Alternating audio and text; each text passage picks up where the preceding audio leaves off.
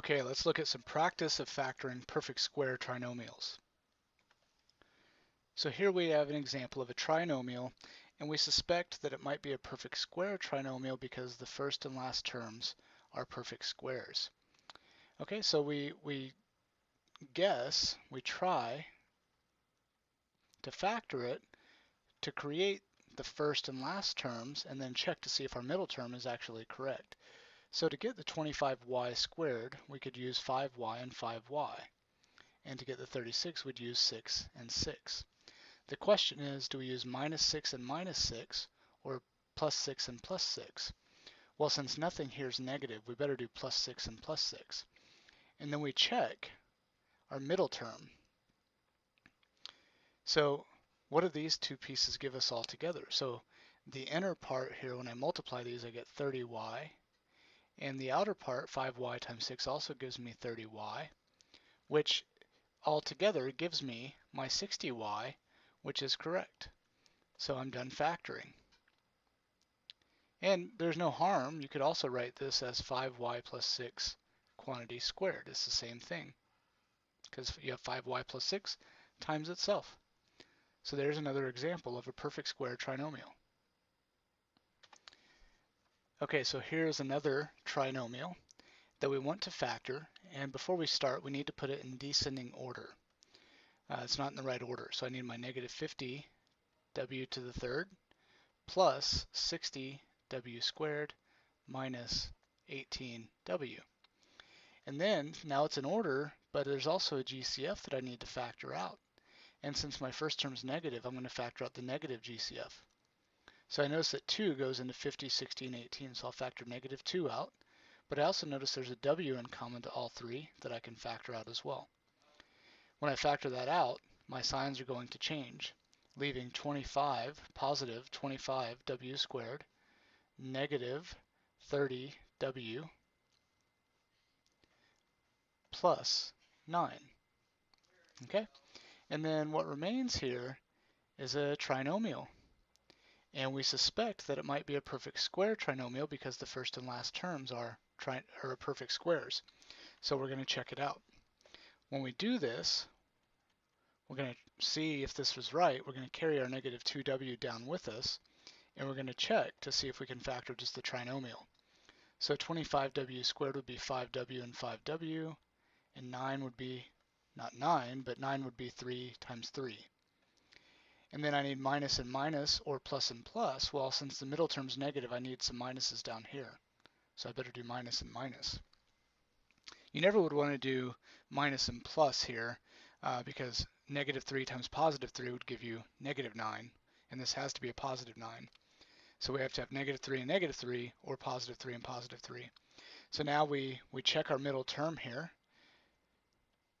which is the outer part of this and the inner part. So this is negative 15w, negative 3 times 5w, and then I get another negative 15w, which add together to give me the negative 30w in the middle, so we are correct.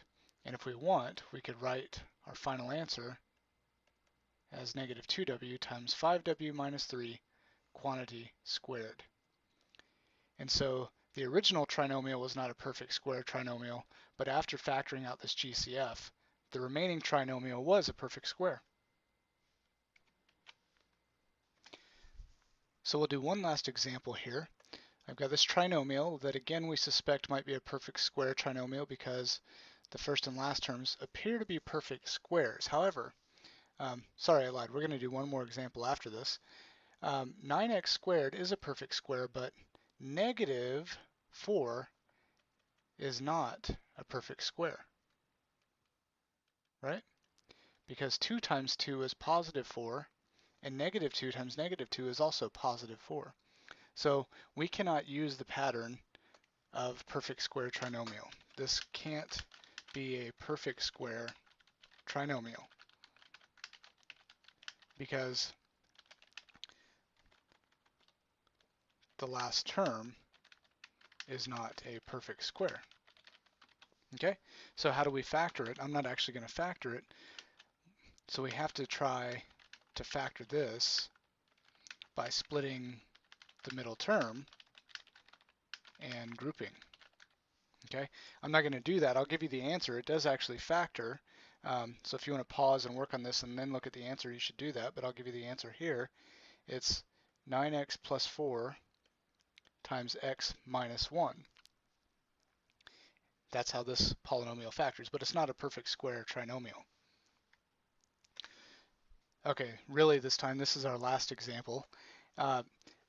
We suspect that this trinomial is a perfect square trinomial because, in fact, the first term is a perfect square, and positive 1 is also a perfect square. So we're going to try to factor this as if it's a perfect square.